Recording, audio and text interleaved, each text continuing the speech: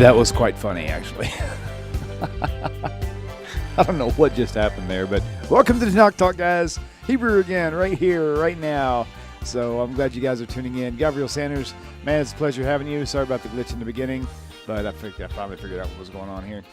I had had a spacebar pause on the music, and I paused it earlier instead of rewinding it, and it like came in blasting, and I was like, oh my gosh, what just happened there? It almost blew my ears out. Hope everybody else made it out there. I do apologize.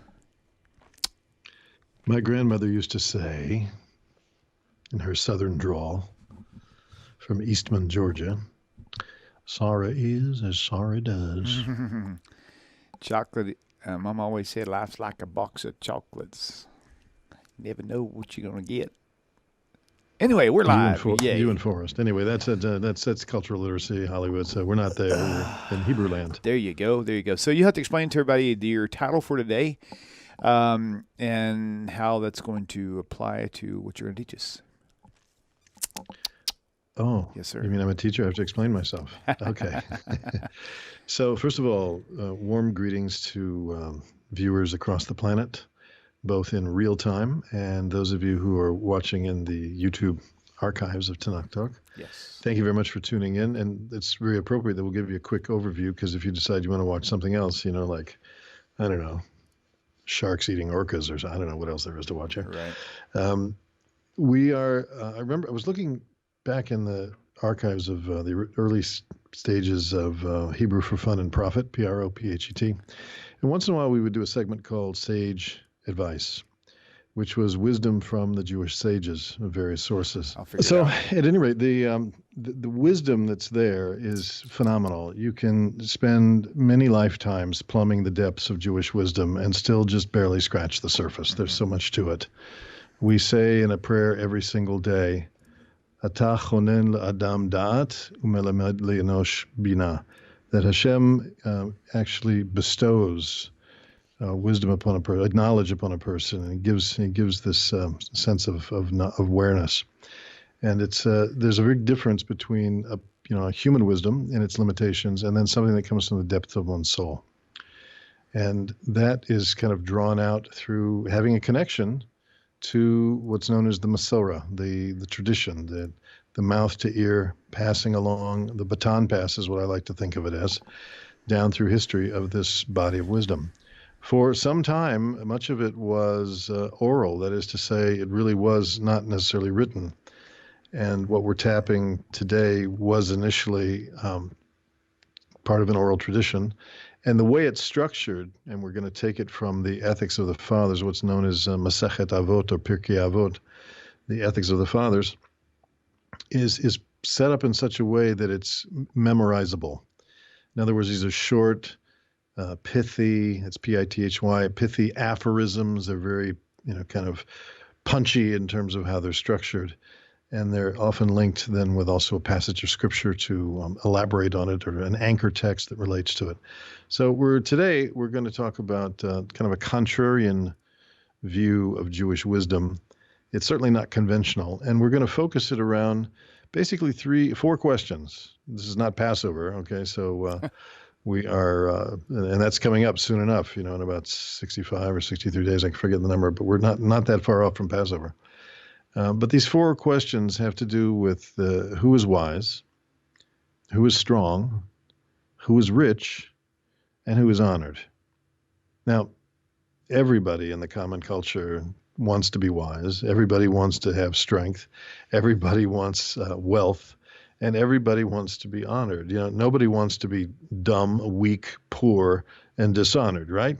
I think we could say right across the board that nobody got up this morning and said, right, my aspiration today is to have zero self-esteem. I just don't want. Everybody wants to have a sense of worth. And the way that people go about it gives you an indication of kind of what their inner value system is. So there are those who want to be wise by appearing to be wise. And of course, Jeremiah said to us very clearly, don't let the wise man boast in his wisdom. And the thing that we are to boast in is the fact that we actually have a connection to the living God, that we know God. And that's, by the way, another whole theme throughout the Jewish scriptures is less on the subject of belief and more on the subject of knowing. V'yadata hayom v'hashivota elavavecha she'Hashem hu Elokim. That you know today, and you've caused it to return and come into your heart, be seated in your heart, that God is the Lord. That's something that we do that. Once in a while it talks about believing. The Ba'aminu b'Hashem u'Moshe Abdo, they believed in Hashem and in Moshe his servant. But pretty stably, if that we can use a word like that, pretty balanced throughout the Jewish scriptures. There's these points of knowing, and so I'm thinking of just different passages are flowing through my head right now, particularly from the book of Psalms. It says, "Know that He is God." It doesn't say believe that He's God. It says know that He's God. And so in the Christian scriptures, you have a lot more about the subject of belief and less about knowing. I recognize in the Gospel of John, for example, he says different places that you might know. But for the most part, it's much more 27 books or letters written around the subject of believing.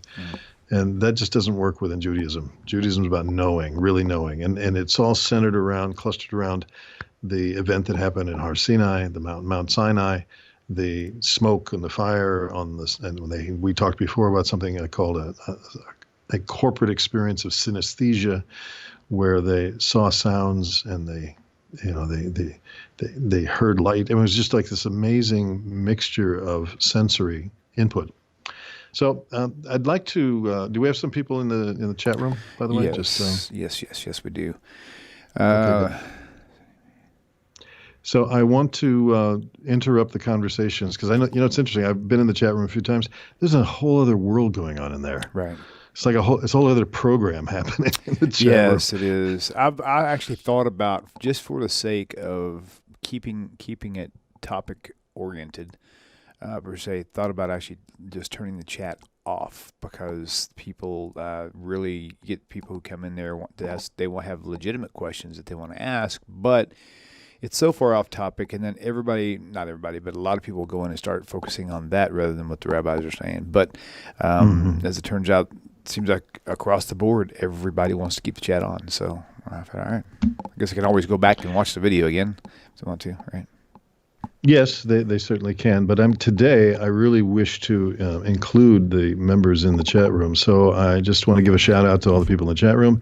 I'd like to get a big shout out back. Hi Gavriel from all the people there. And I have 4 points of interaction. So there's people responding. Andrea, Deanna, the two moderators in there right now, and then Michelle. There's hey Michelle, Al Prozolam. I hope I pronounced that right. Paul Brill, who will be doing hi, Paul. Will be doing his testimony here in the next week or two. By the way, Paul, consider next week, since you couldn't this week, and if that works, then that'll be fine by us too. Possibly just get that through with Deanna. Let's see who else is there. There you go. This sounds a bit like the Romper Room, I see Arthur, and I see Paul, and I see Deanna, and I see William, and I see Gavriel. He's really dating oneself to talk about Romper Room. I mean, that's like, funny. Whoa. Okay. Oh, I see. Right, so I see you should now not on. see me, and you should see my screen. That is correct. That is good. Let me try. Okay. I've got something. Hang on. Don't do anything just yet. Okay. I think I see the hang up and the video camera icon in the middle of the screen. I thought it was from me, but I don't think it is from me. I think it might be. Give me a second, see if it'll go away. Hang on. Oh, there it goes. It was on the end. Okay, very good. Okay, great. Now that I know that, right now let me. Okay, this is like Don't go too far yet either, because I'm actually cropping this. I've decided. I figured out how to fix that issue I was having earlier, because it was positioning you and the Hebrew card on 2 different parts of my frame, and so I couldn't just toggle between you. So I'm having to create a whole new screen with just your Hebrew. I mean, like while you're on your Hebrew, this will be displayed, and then whenever you're full screen, I'll switch over to a different shot instead of trying to show the same shot like I always do. So there we go. Now we are good to go. Take it away. You took some Alka-Seltzer and you feel better. I need some Alka-Seltzer. I don't know what, but I just started coughing today, and I don't even know why. I feel great, but it's crazy. Anyway. Well, how are you coming with that smoking habit? I tried smoking one time, but I couldn't get the smell off. I'm just kidding. I was going to try to make a joke out of it, but no, I've never smoked. So, That's very good that you didn't, because I remember many years ago, this is before my Jewish life, somebody said, kissing somebody who smokes is like licking an ashtray. It's like, That's funny. whoa, don't want to go there. Right. That's funny. Okay, so let's get back on track. So here's the help that I need with people in the chat room, because I'm being a teacher, I'm going to ask you a question. And let me get up here on here, and we get to move over here. Now the screen changes blank, is it? 1 second. I was looking at YouTube. Yes, it's blank, assigned to viewers live and in archives. Okay, so here's the assignment to the viewers that are live and in the archives. The archives one, you can't really respond, but I just ask you to respond to yourself. How would you define these 4 terms? And I'm really looking for people's feedback. How do you define the term wise? What constitutes being a wise person? What would you say characterizes one that we would call wise? How do you know? And I'd be interested in hearing your comments from what's coming in the chat room now. And of course, William, you could participate. Yeah, I'm going to look into this and see. Oh, I got to find the chat. I moved it into a smaller window. All right. What is wise? I'll wait for their answers first because there we go. Life experience, says Deanna. Mm-hmm. I would say weighing out all the decisions of people who have succeeded in times past in following their advice. Mm-hmm. That'd be one way. Maturity, Al Prislam. Mm-hmm. Knows when to shut up. Andrea, that was a good one. That's great. She said shush. I like bringing in the people. I want the people in the chat window to feel fully included in the stream of conversation here. So right. Yeah, very good. Why is a person who has knowledge in an area, life experience. Yeah. Great. Okay. That's wise. Okay. Let's go now for how would we characterize someone who is strong? What constitutes being strong? Physically or emotionally? Sure. All of the above. That's funny. Well, you bring up a good point, because it's if we go back, for example, at Hanukkah time, we talk about the Greek culture, because it was so predominant at that time of when the Hanukkah miracle took place, and the Greeks had an obsession with they worshipped beauty, whereas Judaism was really centered around the beauty of holiness. They really were focused on the holiness of beauty, right, as it's been kind of said in a really succinct way. So we tend to equate strength with something. That's the first place we go to, is physicality. Right. What's happening? What are our chat members telling us? Let's see. What's strong? Can persevere, stay in the face, stand or steady in the face of adversity. Mm-hmm. Mental capacity plus time. Being flexible. Someone who can pick themselves up when things are not going well and can still see good. Beautiful. Let's go on to everybody's favorite, right? Right. How would you define the concept of being rich? Rich. Once again, literally or metaphorically? Yes, on both, probably. Being an old English teacher, emphasis on old, being an old English teacher, we used to say, metaphors be with you. Right? Get it? Metaphors be with you. Star Wars. I like that. Metaphors be with you. Yeah, that's funny. I like that. No, I mean, I think it's fair to look at the term in like a diamond, in whatever facet of understanding you want to apply here. That goes for the people in the chat room as well. Any aspect of what constitutes richness, certainly welcome as a comment. Right. Very good. 1 second. Let's see what they got here. And content with what somebody already has, which is a really great example. I remember a really wonderful story about a guy who was wanting advice on how to be happy, right, and how to be content and all this other stuff. And so he asked the rabbi, his rabbi, and this was like several hundred years ago. And so I'm going to tell you because I know exactly the story and I know where you're going with it. Cool. And I want you to hold that until we get to point 3. Okay, good. Okay, got it. All right, I'll hold it. It'll fit beautifully. Okay, cool. Then I'll let you almost tell it. Almost like we'd scripted this. You probably could explain it better than I could. I'll let you explain the story. No, I like to listen to you. Okay. You see how good my memory is? So Rich, continue with what you presently have, right? Was the last one. Okay. Yep, that was the last one here. So. Okay, great, thanks. And this is for those in the chat room, and then those listening or watching in the archives. What constitutes being honorable? You know, we use this as a title, an honorific title, that so and so, the honorable mayor of Armpit, Alabama. No, Naval, Nebraska. No, those places don't exist. The honorable so and so will speak at such and such a dinner. So what constitutes being honorable? Mm-hmm. Waiting for comments in the chat right now. Honorable to me would be always being able to do the right thing and having the strength to do so. Mm-hmm. It's different than integrity, but integrity is in that sense of being able to do the same thing, but in private as well as in public. So I can't get this thing to move for some reason. Come on! Oh, there it goes. Now it's going to move. For some reason, I couldn't drag the internet screen in or out for some reason. I see. Okay. Okay. Well, let's get into our study then, and briefly here. It doesn't have to take a long time to go through these, but I think first of all, I want to thank everyone for their delicious comments. They really give insight, and I'm always interested in making this as much as possible an interactive experience with our viewers, and we really appreciate each one. The fact that you take and make the time to be part of this expanding Tanakh Talk, the program with a funny name, this community. And I run into people now who know about it. It's really getting out there. So thank you all for sharing that this is a good place, a good spiritual watering hole. Right. So in the study of Pirkei Avot is called in English the Ethics of the Fathers.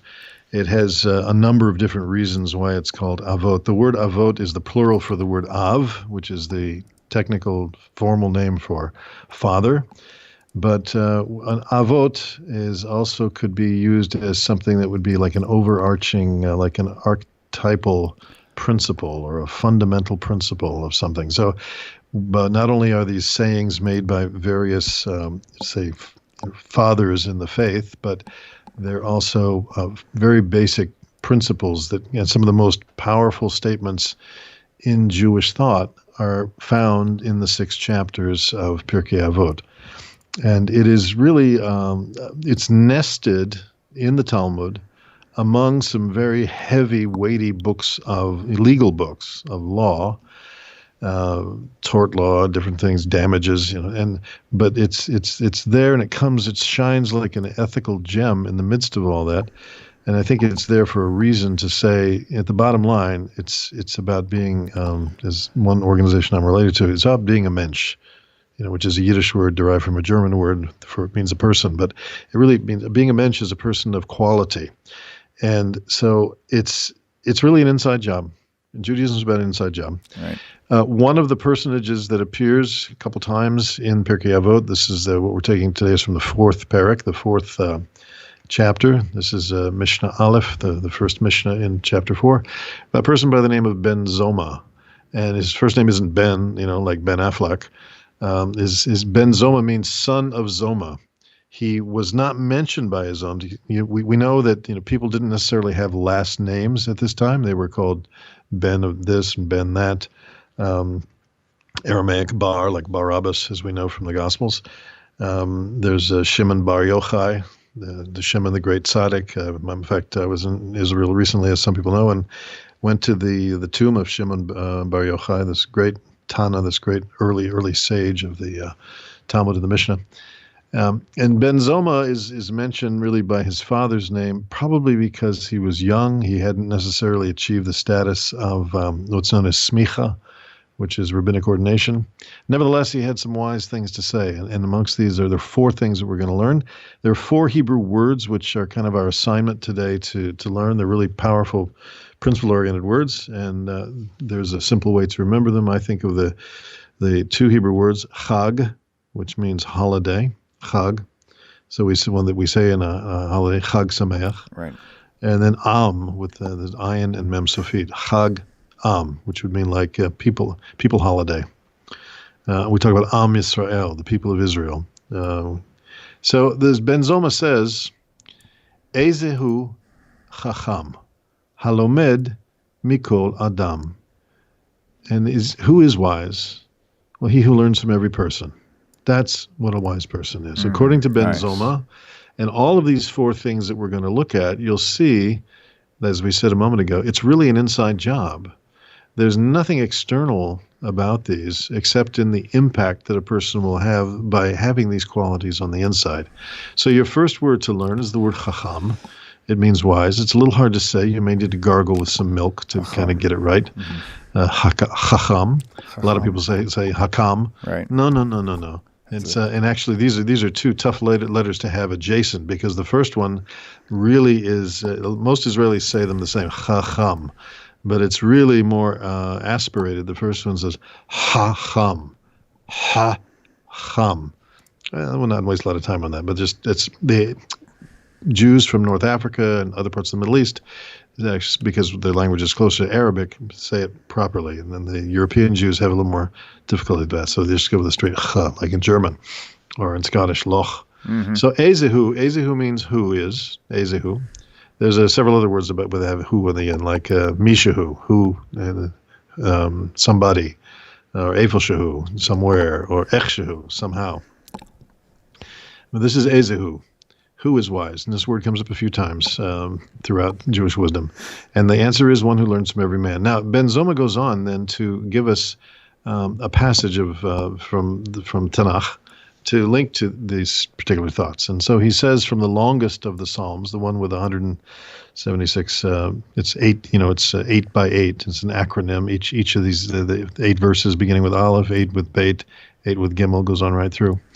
He says, Shene'emar, Mikol melamdai skalti, ki edvotecha sicha li. For as it is said, and that's what that little word, that first one, she ne'emar, she means that, ne'emar, it is said, it comes from the word amar. You can see aleph mem resh, which is a word for saying. As it is said, from all who taught me have I gained understanding, for your testimonies speak to me. So what is wisdom? Who's a wise person? A person who's open to it, a person who's teachable. That's really the best way to say it. A person who's teachable. Then as we migrate on, we come to the next quality. We talked about strength. Who is strong? Well, Ezehu Gibor. And this is also, again, an inside job. Hakovesh et yitzro. He who subdues, of course, we can put she in there also, it's inferred. He who subdues his evil inclination. So we've spoken about this previously on different programs, and I've heard other presenters here on Tanakh Talk refer to this. When HaKadosh Baruch Hu, when Hashem, when the Creator, Haborei, Borei Olam, created the animals, it says use the word vayetzer, and the word yetzer means inclination, but it also means it has a word for creating, and it used one yud, but when it refers to humanity, vayetzer, it uses 2 yuds, which indicate that within us there are 2 yetzers, there are 2 inclinations. There's an inclination that we've been given that aspires higher, and there's another inclination that we have that is just really a beast, because it's the animalistic nature that is inside of every person. So it is our job description in this life. If you're wondering, who am I and why am I here? What am I supposed to do? Well, it's to subdue that evil inclination. Now, in Christianity, that is an impossible proposition, because what does Paul say? We have crucified the flesh with its affections and lusts, as I recall the passage. So it's very hard to do. Like you get one hand up there and nail it in, and then you get your feet, nail your feet in. And what do you do with that other hand that's just flailing around out there? Help, please come and nail me up here. The whole concept of crucifying the flesh is very stoic kind of an idea, actually. If you go and look at the philosophical system of Stoicism, which Paul seems to have had some of that. Another discussion altogether. But when it comes to us, we recognize that the Holy One, blessed be his name, HaKadosh Baruch Hu, gave us 2 opposing natures, and our job in this life is for the higher one to subdue, not kill, subdue, tame, if you will, the lower one. So that's why I like to say it's to tame the beast, not to kill the beast. Right. And the passage that relates to this, of course, well-known one from Proverbs 16:3, Shene'amar tov erech apayim migibor, moshel berucho miloched ir, one who conquers a city. So this is he who's slow to anger is better than the mighty, and he that rules his spirit than he that takes a city. So again, we're looking that the Jewish spiritual technology equips us with tools to win the inner battle. And there's a very good book from Art Scroll. I don't have it with me here, but I think I actually gave it away. It's called Battle Strategies. It's written by two women. One of them is Yocheved Rigler. Worth looking at. If you go to the Art School website and get Battle Strategies, and she wrote it with another author whose name is eluding me at the moment. But anyway, look at Battle Strategies, Art School. It's well worth having. It's got a lot of great wisdom for anybody and everybody. So we look and see that wisdom is a person who's teachable, who's humble. We see that strength is something that happens where I recognize what my weaknesses are, and I find the resources to overcome those weaknesses. It's a battle that I do for myself and not by myself. So I may need to include somebody in that path with me, in that enterprise of overcoming the animal part of me. And then we move on then to the next area, which we talked about, which is wealth or richness, ashir. The Benzoma asks, Ezehu ashir, hasameach b'chelko. And of course, we heard someone from the chat room kind of refer to this, that this is a person who rejoices in his lot or is happy with what they have. This word sameach, most people know this. If you wish somebody a happy holiday in Hebrew, you say chag sameach, happy holiday, or literally holiday happy. And so hasameach b'chelko, chelko from the word chelek means one's portion, one's lot. The word chelek means part. And so this has to do with simply saying, when it comes to where I'm at in life right now, I'm practicing acceptance. I'm exercising acceptance. And so this kind of gets a little confusing for some people, because I would naturally ask the question here, and I'm sure you would, William, well, what do I do with wanting to break out of my comfort zone? What do I want to do? What about, aspiring higher? Where does that fit into this? And it definitely does, but it starts with not being discontent with where you are. It comes with finding satisfaction in where we are, thanking God for every little thing. And this is where we cue the sage of Kingsland, Texas, for that rabbinic story that you were going to talk about. Take it away, William. Okay, so as I mentioned, you would probably do this better because I only remember the punchline. It's not a joke, but I only remember the main final, so I had to do some fillers. But this one guy was asking his rabbi what was the secret to being happy or something like that. Wasn't that what it was? I know what the end of it was. I just can't remember how to get there. Well, he was certainly discontent. Okay, right. He was discontent with where he was at. He had a list of complaints about where he was at, and so he went to see his rabbi, and his rabbi told him to go visit someone by the name of Zusha. Right? Yes, that's the story. Cool. Go ahead and continue on. You're doing a great job. Oh, I thought I was trying to outsource it to you. So. Okay. So he goes to see Reb Zusha. Put your smiling face back up for us, if you don't mind. I'm sorry? I want to see you tell the story. You want to see me tell the story, but you can't see me right now. Right. I just see a big white board with some Hebrew on it. Okay. Well, you'll have to settle for that. Oh, okay. So he went to see Zusha, and when he got to Zusha's home, it was a hovel. I mean, we're talking not even any tiles on the floor. We're talking dirt floor, one room, rickety table, chair, just kind of unkempt environment. And so he goes to speak to Reb Zusha about the subject of contentment, happiness. And he said, how do you live a contented life in these circumstances?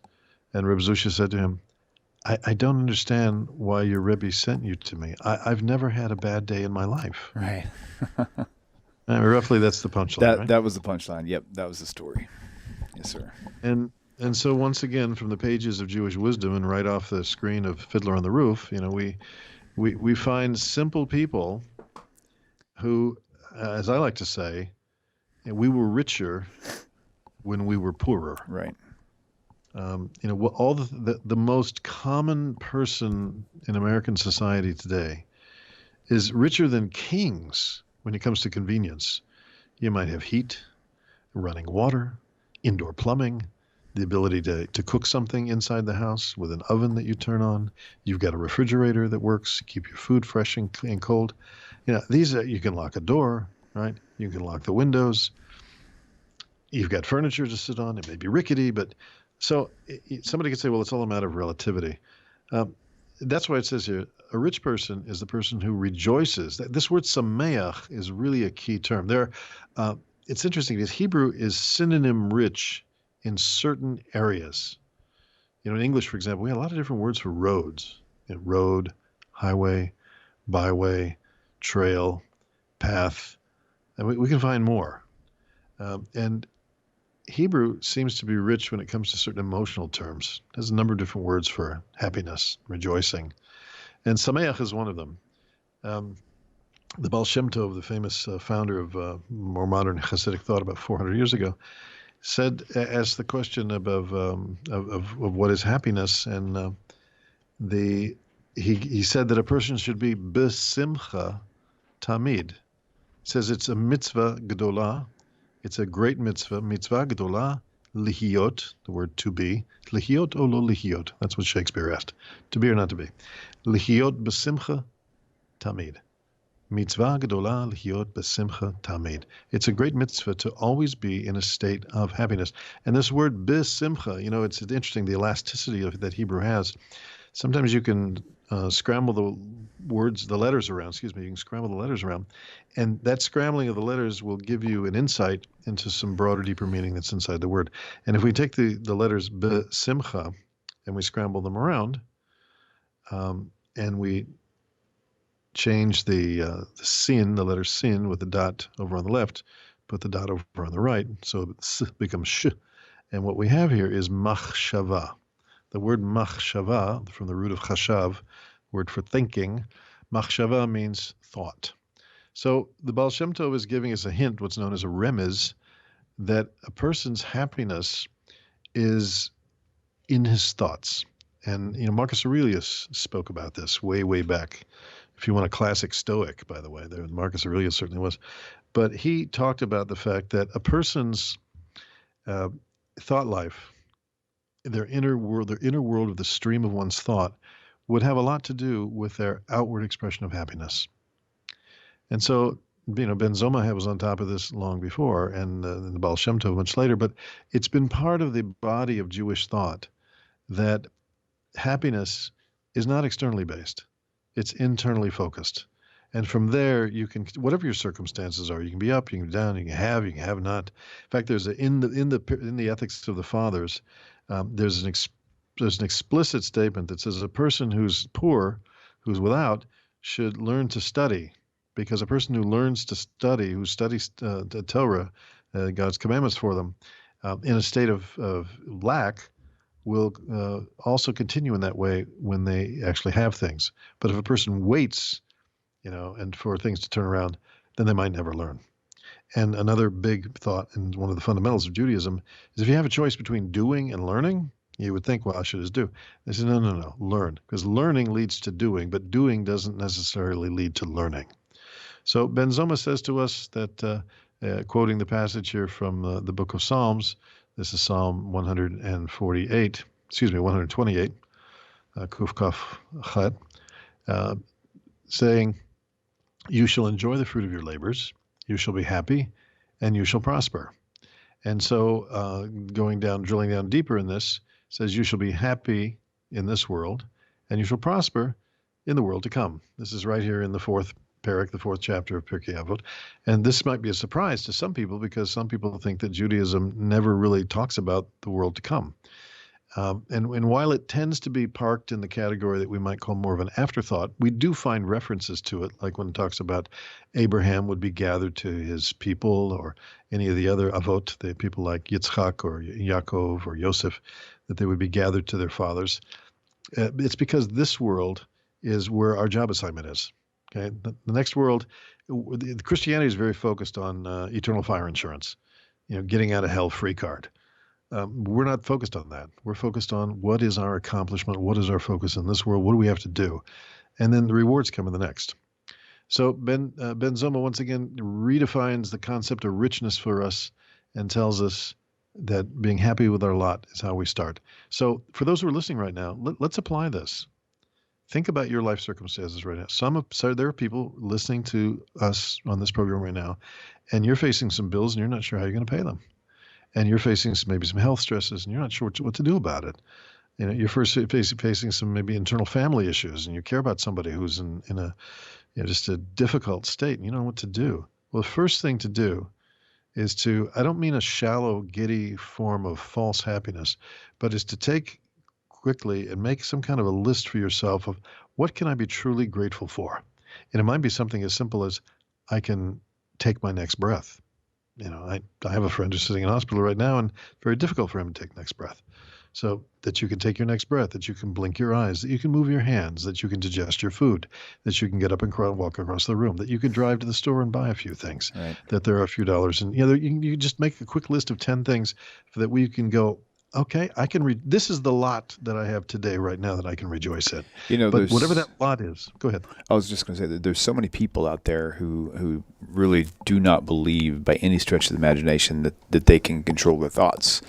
I think that's just, they have thoughts and they have to fight with them, but you can actually control them. And what you're telling them is that's telling them basically to do that. I mean, pick what you're going to focus on, right? And just zoom in on that and just stay there. Keep that in your thoughts. And when something comes up that really tries to tear you up, and we're not talking about negating your responsibilities. That's not it at all. But just don't let those things occupy your thoughts. You know what I mean? So. Well said. And Rabbi Nachman of Breslov said that a person cannot think two thoughts at the same time. Word. Yeah. So I know that some of us, we've all been there. I give you a very good example. I mean, since I'm a teacher in a school, my students in front of a big test, especially in a subject like, chemistry or algebra or calculus or especially in the AP courses, advanced placement courses. Oh, the stress level, they can't think of anything else. It becomes all consuming. So the idea that you could shift your gears, which I think is one of the reasons why, and I certainly advocate, and as much as I can, I practice a form of Jewish meditation that helps me, get refocused and recentered away from the din and the noise of everyday life, because we are so much more than just what this physicality would portray to us. There's so much more to us. And it takes getting quiet and getting still.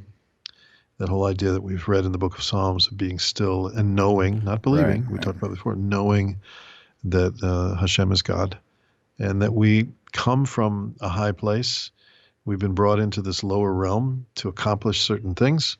When, according to Ben Zoma, it's to overcome that Yetzer. And a person could say, well, how do I know what is the thing that I have to overcome? Usually it's the thing that troubles you most. So for some person, it might be an addictive penchant, inclination. For somebody else, it might be anger. So for somebody else, it might be a poverty mentality. Somebody else, it might be miserliness. The list is endless when it comes to character issues. But we're here to elevate our character. We'll say, okay, that's nice. What's character? Well, I can help you on that one. One's character consists of their repeated habits. If you want to know what I really am, it's not about what I say I am. It's watch my habits. The things which I habitually do tell you what I value most, because we do what we value. And the expression of one's inner belief system is manifest in the outward expressions, actions that they take. Very simple. So one's character consists of one's habits. One's habits, what are habits? They're repeated actions. So actions lead to habits, which lead to character. Well, what leads to repeated actions? Well, repeated words and thoughts. So this is the connecting it back to the source of it. So if we want to do differently, it helps to start to think differently about what it is that we're doing, because the old story goes, if we keep doing what we're doing, we're going to keep getting what we're getting.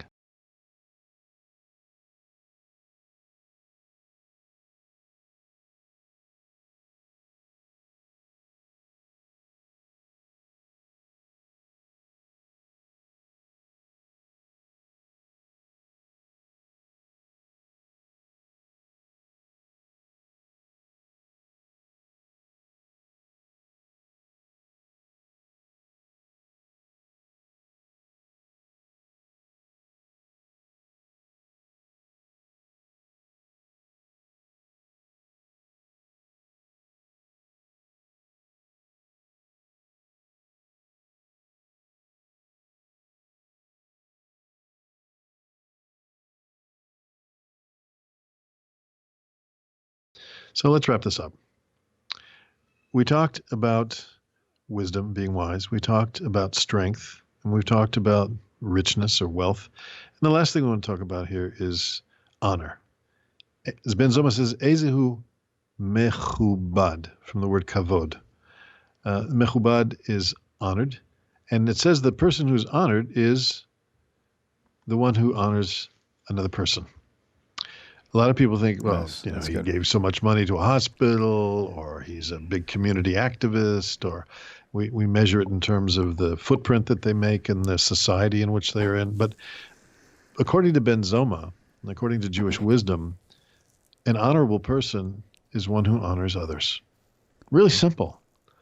And so whether it's saying thank you to someone that served you at the gas station in the state of New Jersey, across the water, they still pump gas for people, or any other service that someone has rendered to you, going out of your way to say hello to someone. In fact, it's a Jewish value to be first to say hello to somebody. That's what's known as halacha. It's part of Jewish law, to be the first to say hello to somebody, to be so concerned about the relationship, and to greet somebody in what's called besever panim yafot, to greet someone with a bright, kind face, no scowling, none of that stuff. So honoring another human being, and notice it doesn't say here, who is he that's honored? Somebody who honors other Jews. No, this is all inclusive. This is everybody. Right. This is universal, which is why we're talking about this tonight. Because we have a lot of different people that come to Tanakh Talk to hang out here and to get fed at this watering hole, if you will. And not everybody is going to take the rigorous, I was going to call it a leap. It's not. It's really a marathon to get to say becoming an observant Jew. There are those who say, I want to follow the Noahide path, and what's for me? Well, this is one of the things for you. Honoring a fellow human being. This is falls into the category called Bein Adam L'Chavero, between a person and his fellow. So Ben Zoma taps a passage from the book of Samuel, 1 Samuel, that says, "For I honor those that honor me, but those who spurn me shall be dishonored." I came across a fascinating passage a number of weeks ago. It was on Shabbat morning. We were reading through the Torah portion, and then we come to the part that's read after the portion of the prophets called the Haftorah, which is not a half of a Torah. It's Haftorah is an addition. Right? It's a funny word, right? Haftorah. Yeah. When I first heard of that, why would you want to put the Torah in half? So and in there, in Jeremiah chapter 2, I think it's verse 19. You might look at it if you have a chance. But it basically says that in these words, that we're not punished for our sins. We're punished by our sins, which reminded me of another passage, collateral passage in Isaiah 59, that says that your sins have separated between you and God. It uses the word mechitza. The mechitza, it's an interesting word, because if you go to any Orthodox congregation, you'll find that there's this kind of divider or partition behind which is the women's section, right? That's called a mechitza. And it separates between there. And so the sin, which means missing the mark, falling short, whether unintentionally or intentionally, it creates a mechitza between us and the Creator. So if we are dishonorable, hold on to your hat on this one. If we're dishonorable to one of Hashem's creations, then we're really dishonoring the Creator. And that fits into this second phrase that's up here on the screen. Right. But those who spurn me shall be dishonored. So I'm basically saying, something wrong with you. God made junk here. There's something. So one of the big values, and Rabbi Nachman speaks about this more than once, is to find that little point, that little spark of good that's in another person. Maybe one time we'll do a lesson on some of Rabbi Nachman's big ideas, and this is certainly one of it, called Nikuda Tova, the finding the good point in somebody else. And that takes effort. That takes looking beyond the immediate that you see in front of somebody. This rebellious kid, this teenager going through a phase, or some controversial issue with one's spouse, or somebody at work. No matter what it is, to look beyond the immediate and find the godly in that ungodly moment. That's huge. Right. But that's part of rising above. That's part of our job description to go, okay, animal here, angel here. I'm going for the angelic side here. So we find that these four things that we talked about today, we'll go back really quickly and just quickly review the words in red. And those of you watching on this, you can certainly write these down. There's the word chacham, for wise, we talked about. There's the word gibor, strength. By the way, the Hebrew word gever is one of several words that means man. There's ish, enosh, gever. I think Gavriel is probably one of the forms of that people are pretty used to hearing, I think, too. Oh, Gevurah, yeah, Right, which, right. yes, it's part of the Sephardic tree also in Kabbalah. Gotcha. Gevurah is strength. And by the way, the three fathers of Abraham, Isaac, and Jacob, each of them represents a certain quality. And Abraham represents chesed, which is, all giving, merciful, and Yitzchak represents Gevurah, restraint. And Yaakov, or Jacob, was a synthesis of the two, known as Tiferet, which means beauty. Good illustration of that. I heard it from a Reform rabbi who became a Chabad chassid. Met him in Dayton, Ohio, in a bake shop or something, long ago. And he gave me the best illustration of these three I've ever. He says chesed is take a piano and hit all 88 keys on it. Whoa. And chesed is like it's all giving, but it's a cacophony. It's just a lot of noise, right? And Gevurah is sitting at the piano and not playing anything. That's restraint. But Tiferet is knowing which of the keys to hit and which of the keys not to hit. Nice. In order to create, isn't that beautiful? In order to create a beautiful melody. So in order to have Tiferet, you have to have Chesed and you have to have Gevurah. And those are like the two ends of a continuum, both of which can be taken to the extreme, because chesed without restraint leads to promiscuity, and this restraint thing can lead to ultimately to anarchy and lawlessness. So the beauty of holiness, the tiferet, is what we're looking to achieve. So we talked about richness also, to be ashir, and finally mechubad. That's what I want to say here. Is there anything else that you wanted to mention on this? And I want to talk about a little announcement for those who are interested. No, I think this is great. I really loved the whole piano experience. That was really colorful, for sure. Well, it was a good analogy. It really was, yeah. Well, so, but it's really a good way to think of those things. So, and again, we're really seeking to nurture people's thinking, to affect their speaking, to affect the actions they take, the habits they form, and the character ultimately, because your character ultimately is the outworking of your destiny. Your destiny comes from your character, which comes from your habits, which come from your actions, which come from your words and thoughts.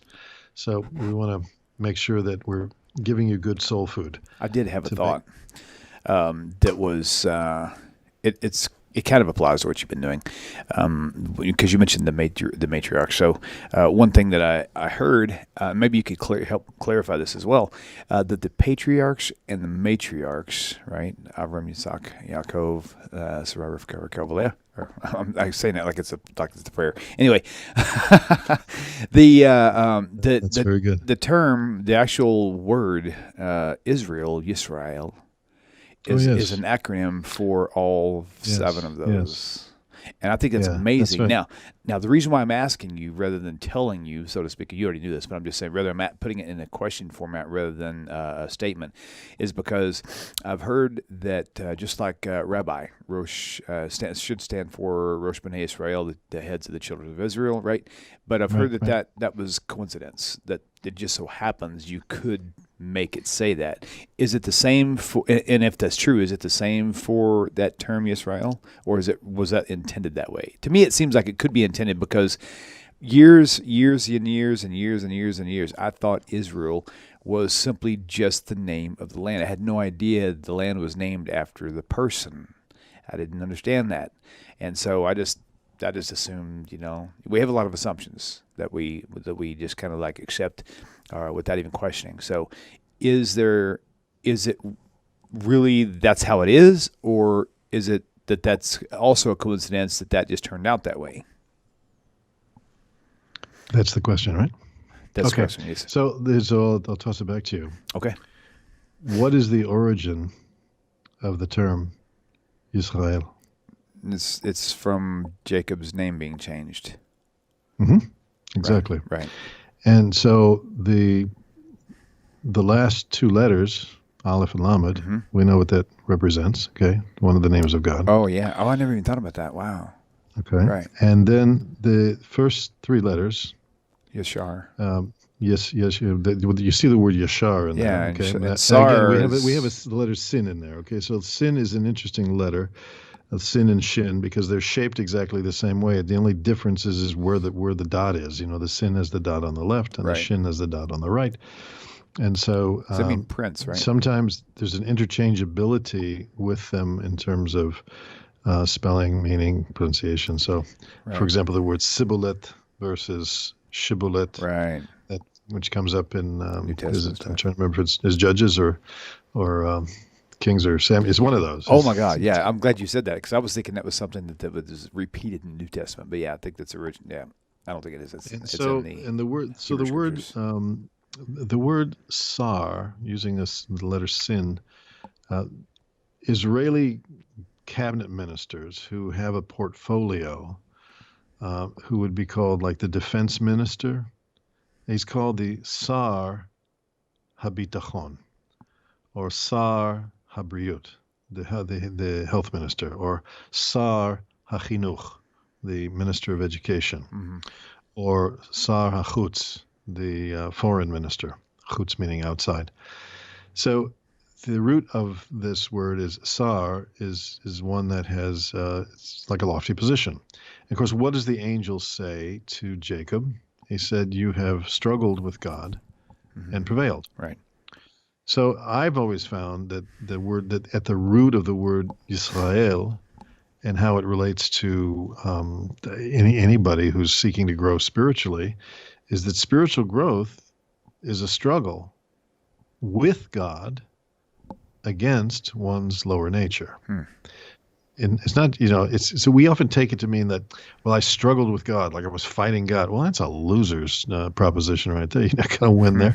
But if I'm struggling with God, as opposed to, hear the way I'm wording it? With God as opposed to against God. Right. Like I'm struggling. Yeah, we're all struggling, right? Like Everybody you're struggles. both fighting. It's almost like you're struggling with the doctor to take the shot. You both are there for the right reason, and it's something that's going to end positively.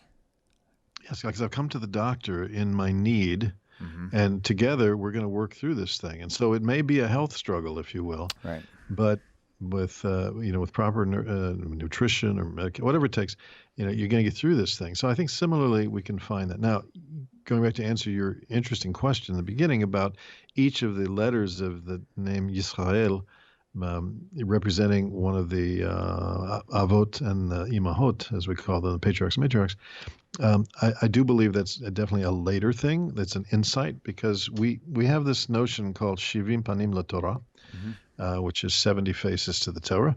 And we also have the concept of paradise, or pardes, which means pshat. And you know about this, pshat and remez and midrash and sod. Right. So these different levels of understanding.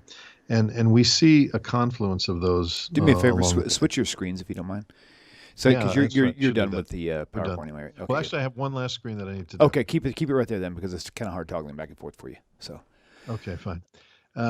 So I just want to let everybody know, for those who are interested, there's an interest in some Hebrew classes forming.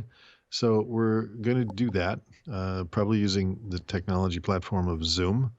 And there'll be Hebrew taught in Hebrew. We're going to do that through stories and songs and humor.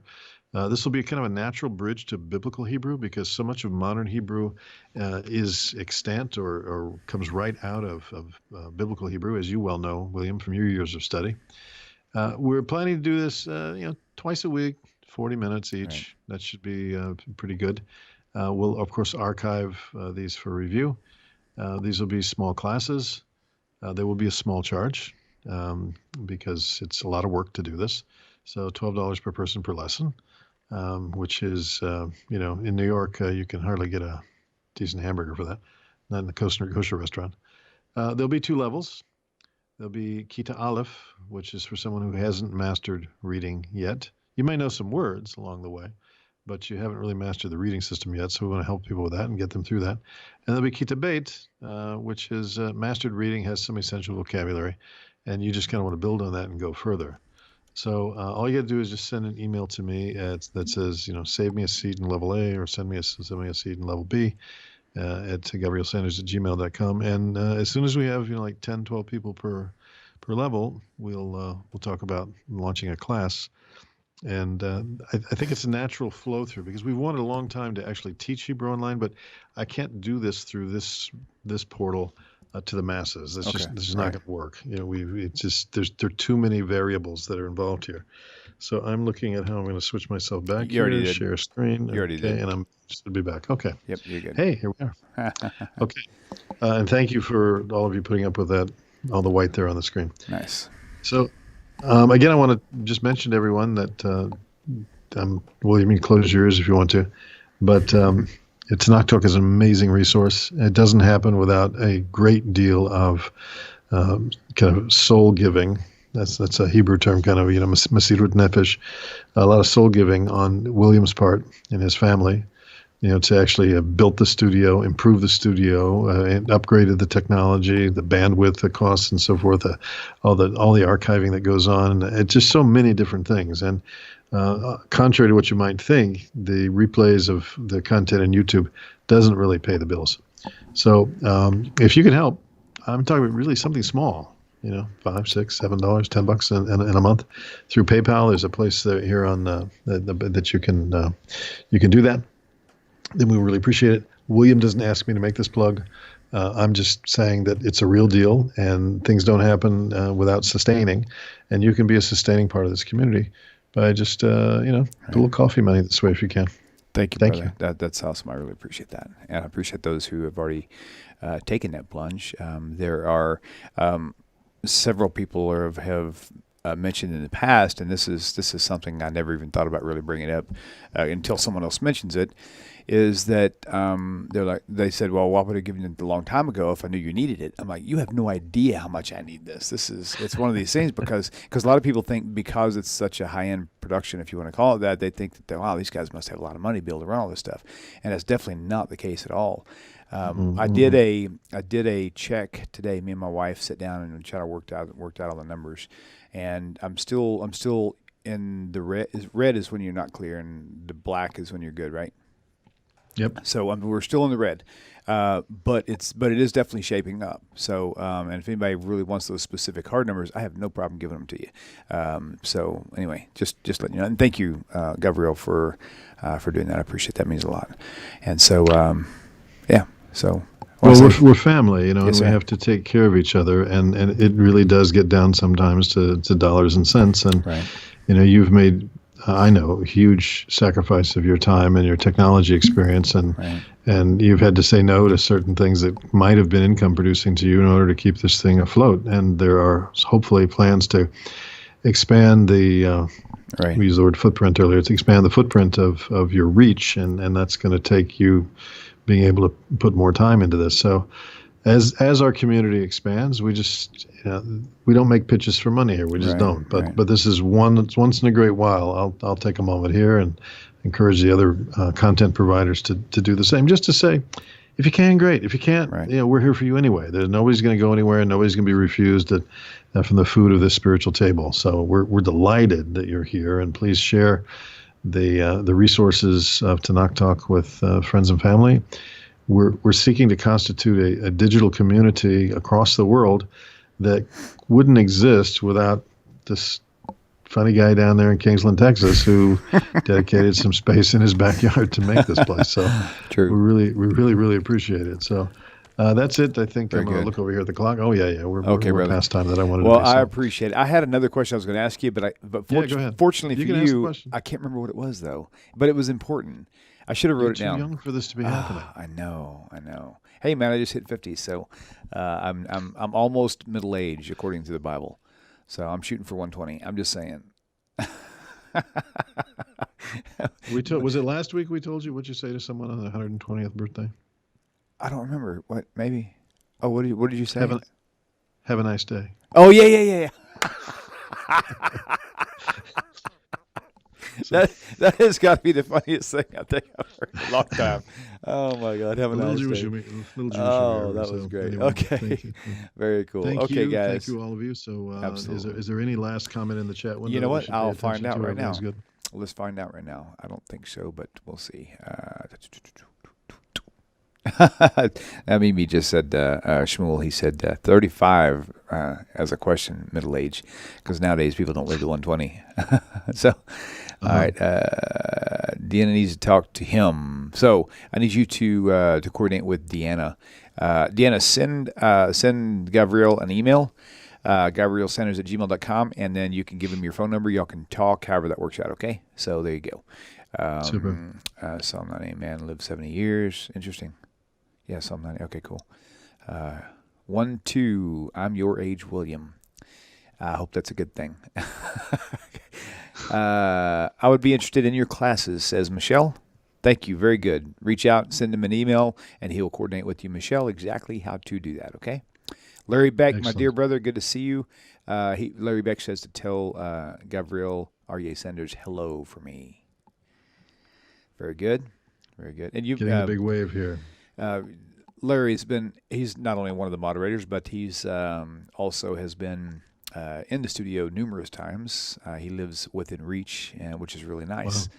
And Nice. so, and he's got a little thing that he is working on. Do me a favor, Larry, just so I can say it on the program. Tell me what it's called on your T-shirt that you made. That T-shirt is really clever. Okay, so it has to do with Noahides, right? But the cool thing is, sorry, I had to cough. His design that he came up with was brilliant, because rainbows are really circles, but all we see is like half of it, right? And That's true. and I thought it was interesting that he had the globe on his shirt, and he had the rainbow going all the way around the globe. So there's no way to confuse that with something we don't support. Yes. If you know what I'm saying, right? Right. Really, I do. really clever. And he hasn't responded yet. Maybe he didn't hear me ask. There it goes. I was just thinking of a very good book title for somebody who's a Noahide. As long as they were formerly like a couch potato, the book title would be From Nogahide to Noahide. Right?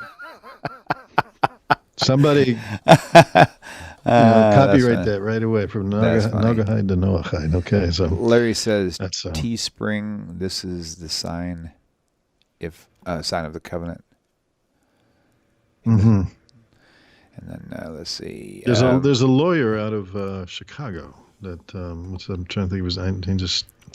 I think it's called First Covenant. He does, but he did a book on this, and there's a way he did worked with the rainbow that way. So nice. Okay, we've now moved from where I am in New York to we're now in Babylon because we're just babbling on here. So okay, fair enough. I will wish you all a wonderful, blessed, good day, good night, good afternoon, wherever you might happen to be. Good now is the best way we say it.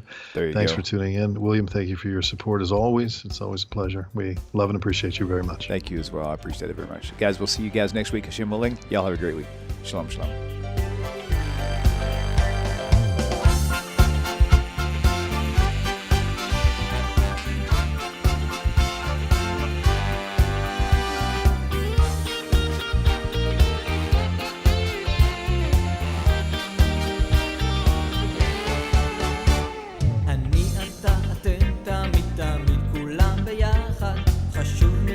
חשוב והכרחי להיות